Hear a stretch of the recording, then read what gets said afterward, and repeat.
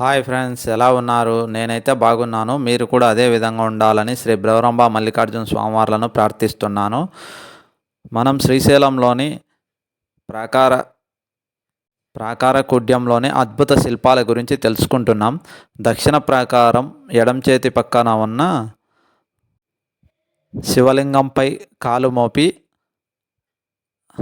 తన కంటిని బాణంతో తీస్తున్న ఒక శిల్పం గురించి తెలుసుకోబోతున్నాం.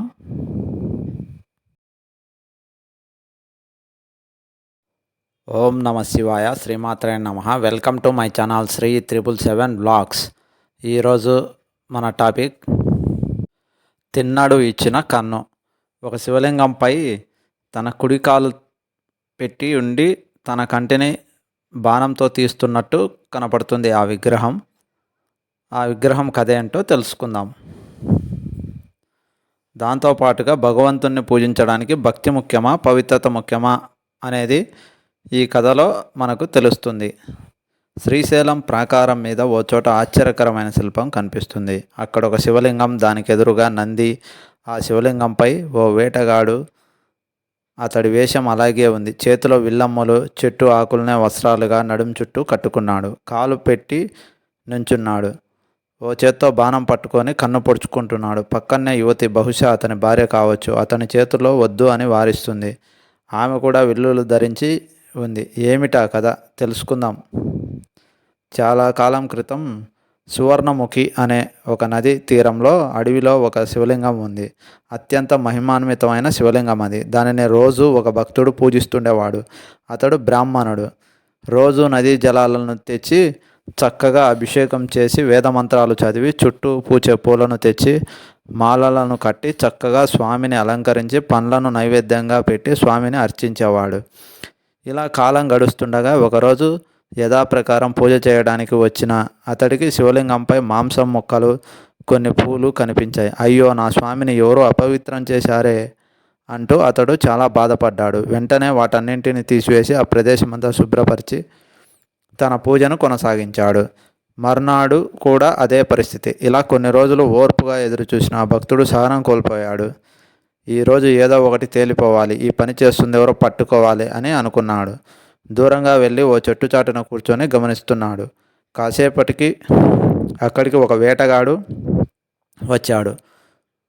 పుక్కిట పట్టిన నీరు ఒక చేత్తో, పూలు మరో చేత్తో, మాంసం వీటితో వచ్చిన అతను ముందుగా పుక్కిట నీటిని శివలింగంపై పోశాడు. ఆ తర్వాత మాంసాన్ని దేవుడి ముందు పెట్టాడు. ఇంకో చేత్తో పూలను స్వామిపై ఉంచాడు. ఇవన్నీ స్వామికి సమర్పించి భక్తిగా నమస్కరించి వెళ్ళిపోయాడు. చెట్టు చాటున కూర్చొని చూస్తున్న ఈ భక్తుడికి ఏమీ అర్థం కాలేదు. స్వామిని ప్రశ్నించాడు. ఏమిటి వైపరీత్యం అని వాపోయాడు. చాలా బాధపడ్డాడు. చివరికి సమాధానం చెప్పాలని నిలదీశాడు. స్వామి నుండి సమాధానం వచ్చింది. రేపు వచ్చి చూడు అని సరేనని మనసు సమాధానపరుచుకొని వెళ్ళిపోయాడు. మరునాడు భక్తుడు యథాప్రకారం చెట్టు చాటు నుండి గమనిస్తున్నాడు. ఈలోగా ఆ వేటగాడు రానే వచ్చాడు. ముందు రోజులానే అన్నీ చేశాడు. అప్పుడు చిత్రం జరిగింది. ఆ శివలింగం కంటి భాగం నుండి రక్తం కారడం మొదలైంది. వేటగాడికి ఏం చేయాలో తోచలేదు. రక్తం ధార ఉండుండి పెరిగిపోతుంది. అయ్యో, ఏమైంది స్వామి నీ కంటికి అంటూ తెగ బాధపడిపోయాడు. చుట్టూ కొన్ని ఆకులు తెచ్చి బాగా నలిపి కంటికి అడ్డంగా పెట్టాడు. అయినా లాభం లేదు. తనకు తెలిసిన ప్రయత్నాలన్నీ చేశాడు. చివరికి ఒకటి నిర్ణయించుకున్నాడు. కన్నుకు కన్ను అనే ఆటవిక న్యాయం గుర్తుకు వచ్చింది ఆ వేటగాడికి. వెంటనే క్షణం ఆలస్యం చేయకుండా బాణం తీసుకొని తన కన్ను పెకిలించి ఆ రక్తం వస్తున్న చోట పెట్టాడు. చిత్రంగా రక్తం కారడం ఆగిపోయింది. అమ్మయ్య అనుకునే లోపే మరో కన్ను ప్రాంతం నుండి రక్తధార మొదలైంది.